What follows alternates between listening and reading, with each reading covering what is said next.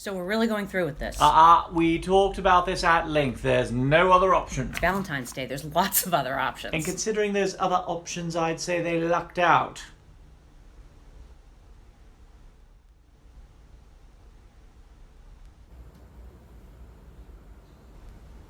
Hello everyone and welcome to Single Shaming Day. I'm sure you lot are eagerly anticipating your cinematic Valentine as my reward to you for your commitment and dedication to our cause. This is a cause? Didn't you read the manifesto? There's a manifesto? 200 pages, single space. He thought you were trying to get us to read your screenplay. And what if I was? We still wouldn't read it. Nobody reads another person's script unless they absolutely have to. Jesus. Truth hurts. Yes it does. So, speaking of pain, we know you guys expected us to take our annual punishment of 50 Shades Darker. Well, after careful deliberation and negotiation with Kelly, we have decided to put that off. Oh, thank God. Indefinitely. Next year. We're still ironing out some of this. A lot of odds and ends. Next year, or read my screenplay. Next year. Shall we begin? Franco Zefferelli,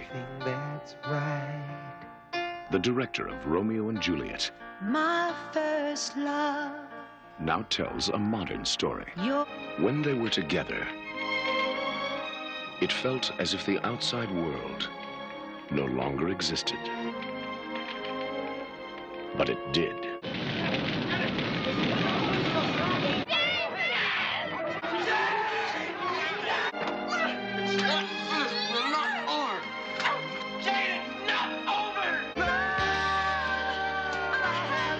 So it is in the spirit of Suicide Boom Day that we offer an alternative from director Franco Zefferelli, a celebrated master of his craft who has brought us not one, but 3 classic adaptations of William Shakespeare: Hamlet, Taming of the Shrew, and Romeo and Juliet. We're gonna watch Romeo and Juliet? I can see where your head's at, and I do admit the film that we will be watching today also includes young lovers with really fucked up family issues. The film we are watching today, Endless Love.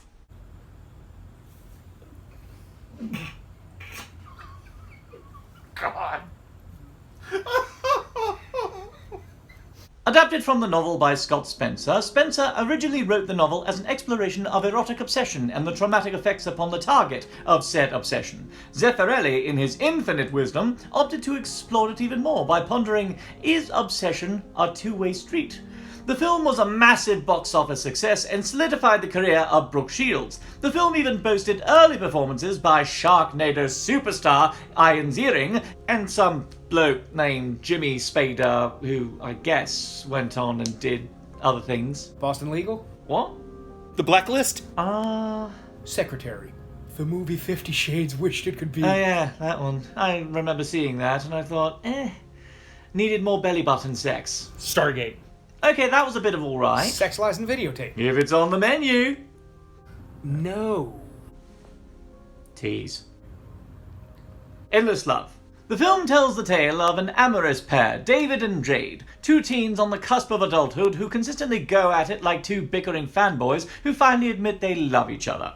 So powerful is David and Jade's love for each other that it reignites the passion in Jade's mum after watching them make like caffeinated rabbits by the fireplace. Which, believe you me, is way better than the time my own mum caught me mid-coitus.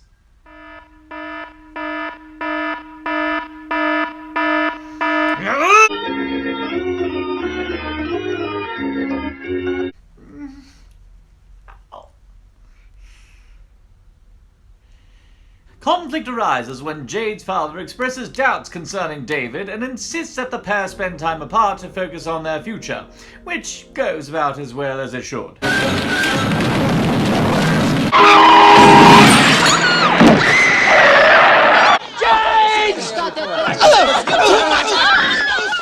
Oh, I'm sure they get on like a house on...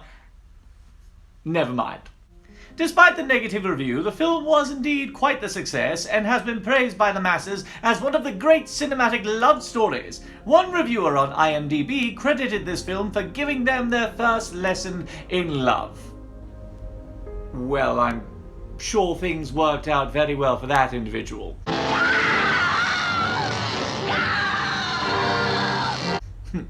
here is our panel. You lot, introduce yourselves. Brett. Steve. Sam. I have never seen Endless Love. In fact, the only Brooke Shields film that I saw was Blue Lagoon. I have not seen this one. I'm not exactly sure what I'm in for. I know James Spader's in it, but I'm guessing there's not going to be like large discs full of water and people and other planets. So, yeah, not a clue. I have not seen this film. I was not allowed to when it came out, so I guess you should say I am an Endless Love virgin. And what sort of life lessons do you expect to learn from this parable of passion? I've never seen it. I remember thinking when I was much younger, even then I was like either forbidden / creepy, but I forget why. I don't remember. Apart from Brooke Shields, I don't remember. I remember two things. It's got Brooke Shields and the song. Oh yeah, the song. Lionel Richie. Yeah. Yes, yeah, Yep. I know the song. I don't know the movie, so I'm going into this stone cold blind, but not sober. I remember that they did a number on Star Search where someone did a one-man version of Endless Love and started out as Lionel Richie, facing the audience as Lionel Richie, and then turned, and half of them was split as Diana Ross. That's about as far as I got with this movie. That's not even the movie. That's the song. I know, that's frightening. Yeah, and the more frightening thing is I actually remember that Star Search sketch now that you mentioned Oh, it. good. Oh, God. But Brooke Shields? Yeah? Yeah. Brooke Shields? Very good. Now let us strike up the match and light the flames of love. I know what I said. This is Endless Love. 116 red flags later.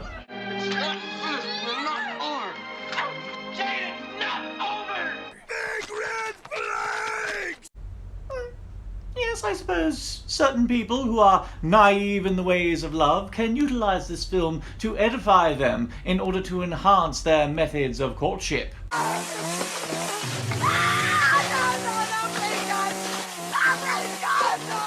I trust you lot agree.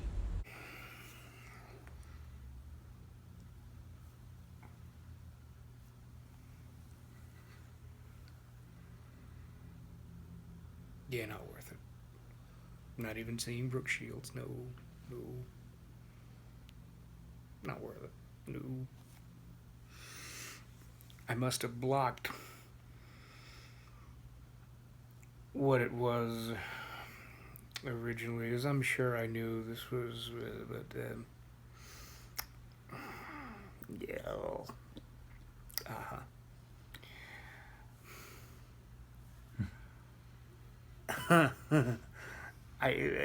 Sorry. Just like the vast majority of that movie, I got nothing. I think this is the first movie I've ever seen that made me happy I was single. I think I would have rather watched one of the 50 Shades movies. This was... I'm assuming they at least have a plot. This one was just bouncing from one person to another. Creepy parents. I saw you, the two of you, in the firelight.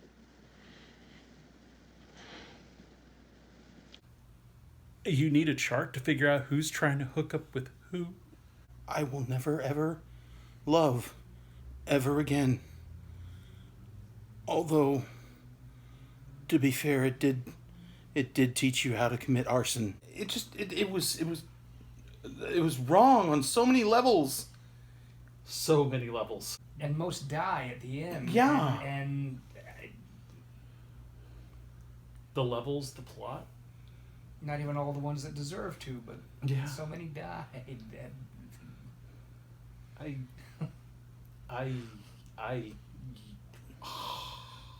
This was not endless love. This was more like endless infatuation, endless stalking. Endless, this was unhealthy. Yeah. across the board. And I can make jokes all the time, but yeah, this one, no. I mean, normally, some love stories you can at least find, oh, there's a healthy relationship. No. Negative, no. Endless hookups. This is... Well, the dad was shotgunning the mom, so, Yeah. And the mom wanted to shotgun the boyfriend. Yeah, that was, no. When she first came down and, not a peep out of her, and No. I was like, that's your daughter. She was too busy voyeuring. I mean, most moms, when they see their daughter getting railed on a bearskin rug, God, that rug. just glad I don't have to clean it. Oh, cool. Maybe it burned in the fire.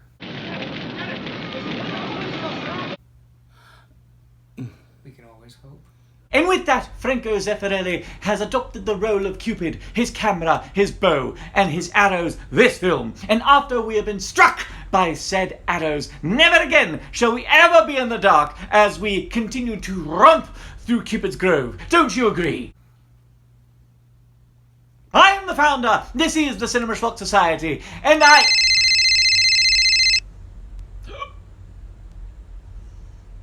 Yellow? Really? Yes, indeed. I'm very I'm a very big fan of your work, sir. Really? You want to be in the next show? Well, of course, we'd be absolutely honoured. Yes, indeed. I will get back with you to let you know the wheres, the whens, and the wherefores. Yes, see you then. Next session, we have a celebrity guest. Stay tuned.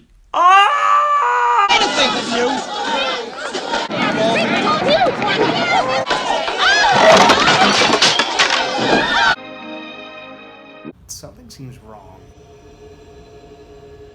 Something seems unfinished.